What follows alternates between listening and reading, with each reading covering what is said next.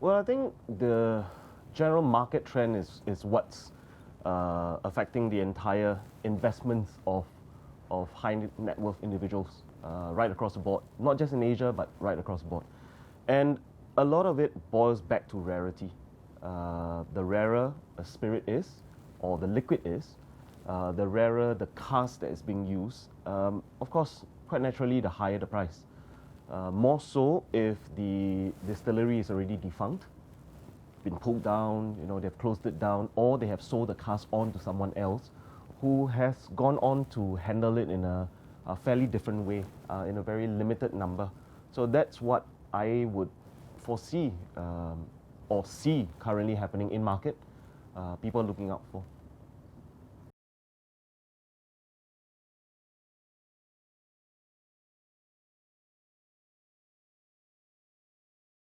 Well, before we go into what they would expect in terms of treatment, I think it's going to be very important for the market or for individuals to understand that what people are looking for right now, or what they look at right now, is actually two areas. One, country.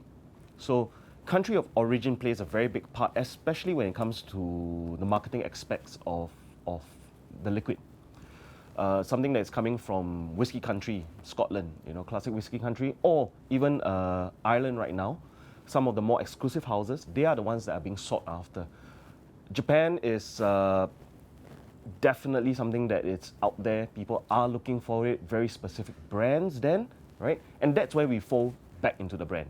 About brand, it's about how the whiskey was made, how it was handled, how it was bottled, the level of security or understanding that the consumer has of the various brands. That's what's going to affect the collectability of the liquid itself.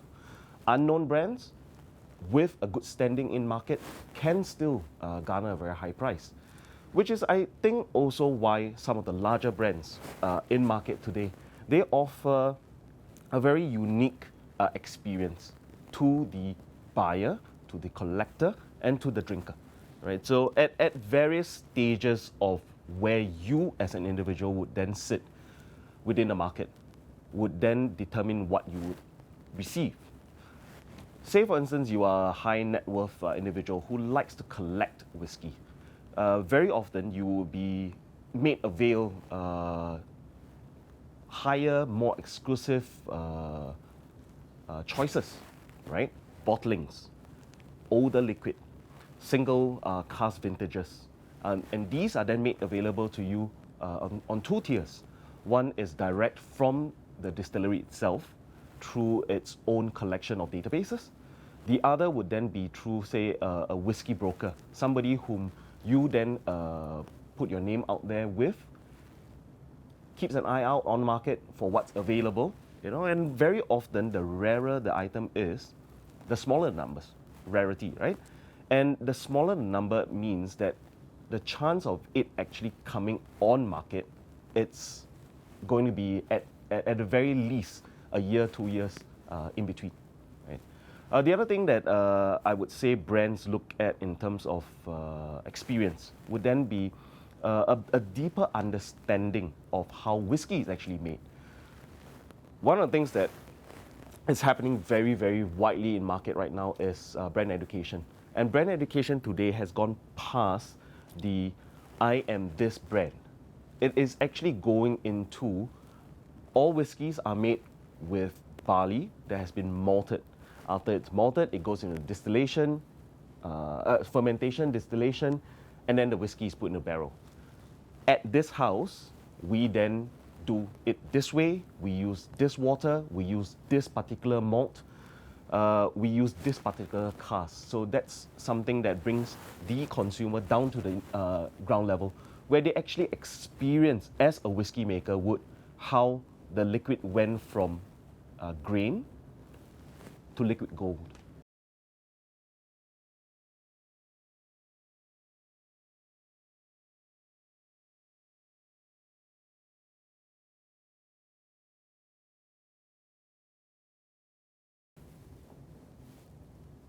Usually, if somebody asks me, Mark, you have done so many brand activations before, you have been involved, you have attended, What stands out?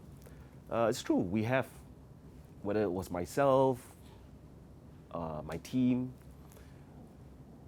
every time I think back, there is only one very clear activation that comes to mind, first and foremost. In fact, in my opinion, many other brand activations today are also quite influenced by this.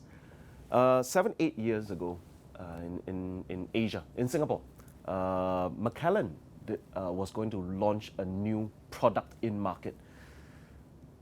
There was internally, of course, they understood that having an age statement helps to sell, but having an age statement may not necessarily drive larger consumerisms in terms of collection. So there was a need, I suppose, in market to provide a product that A, had a collectability, yet at the same time could be poured on into a glass and consumed, right? So 7, 8 years ago, Macallan launched what we know today in market as the Rare Cask. So the Rare Cask at that time really was about addressing several issues in market. The limited availability of good quality whiskies of a certain age group. The availability of higher luxury products to individuals in general on a slightly larger scale. And lastly, understanding that brand presence is not just the only thing that the brand looks at, it also then looks at what people on ground want to know, understand, and taste, right? So the activation in Singapore was actually done at Scotts Road in a black and white. While most other activations I've attended would have been one day or one weekend, say a Friday, a Saturday, a Sunday, this particular Rare Cask launch happened over 1 month. In that month, what they did, a back house, an outhouse at the black and white, was converted into a cooperage store. So you actually walked in there, you smelt what you would experience when you walked into a warehouse in Scotland, right? There were real used second fill oak casks there in the room itself. So you could actually pull out the cork and smell what a first fill or second fill sherry oak cask would be. Experiential, right?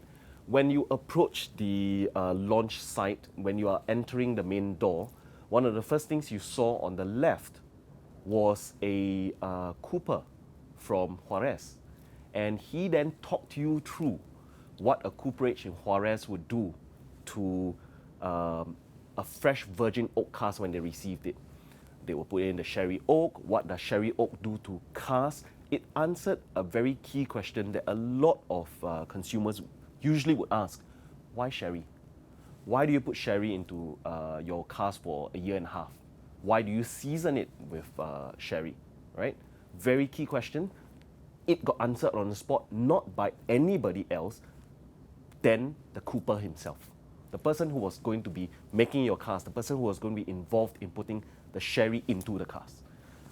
Turn around the corner, you actually came to an area that really started to engage your senses, your sight, your nose, then your palate. And that's what all human beings do. We replicate what our monkey forefathers would have done. Ask yourself this. When you look at something before you consume, right? What's the process you go through? You look at it first, you go, oh, pretty. And then you start to smell it before you put it in your mouth. So having understood this part of it, the profile of the whiskey is then broken down, right? We always talk about citrus orange notes in whiskey. We always talk about vanilla notes in whiskey. We talk about chocolate. In this section of the activation, they then had that available in forms that you could interact with. You actually saw the product. So if we say orange, what kind of orange? What is Seville orange? You pick it up, smell it. You actually then get that whiff of it, right? And then right at the end of it, you actually got to taste the products individually so that you kind of understood once it got onto your palate how it's going to interact, how it's going to taste. And then, of course, it goes into that back room that I said about. So in this little warehouse, what was happening there, there were specially trained ambassadors, advocates, who walked you through the entire whiskey from start to end. How did they choose the cask? Why did they choose the cask? How was that whiskey assembled in the end? What was the core belief behind the whiskey? So this particular activation from Macallan for the rare cask hit the nail for me at every point, right? It answered questions that a consumer, a professional, or an advocate would probably ask. Why do you use this product? What do you do with it? How do you do it, right? It then also went on to answer a lot of other peripheral questions that just popped up on its own. Quality, history. You talk about the 6 pillars of production, of belief. Is it done? Everything was answered.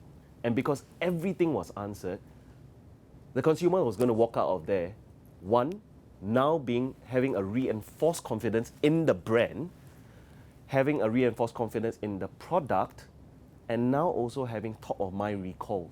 The next time they drink something else, somehow or another there was going to be a comparison. And so that for me was a very, very strong and very, very, very effective engagement.